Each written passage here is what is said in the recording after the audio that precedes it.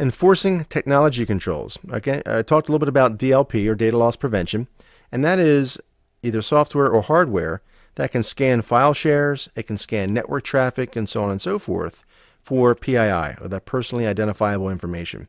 So many of the next-gen firewalls have DLP technology built in. Check Point, Symantec, Palo Alto, Microsoft Forefront, etc., etc. Most of the larger enterprise-grade, if you will, solutions have DLP built in. There's also a great open source product called MyDLP. That's a very popular solution. Again, all of these systems can get very granular. They can say, okay, anybody that's trying to copy anything from their laptop or desktop to a flash drive, block it. Or flash a message and say, hey, it's against corporate policy. Or maybe do nothing. Don't let the end user know that anything's happening, but actually log it on the back end. Take a copy of the file that they're copying and store it. All right, so we can review it later. Kick off a workflow where it alerts a security team, alerts a manager, what have you. Or it could scan traffic for personally identifiable information. All right, so it stops that information from leaving the corporate network.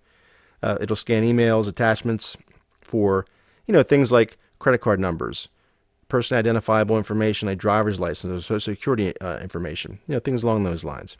And it can also scan emails being sent internally as well.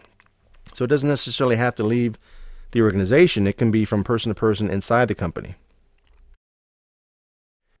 So enforcing the technological controls, we have DLP gateways, which I said can detect and log.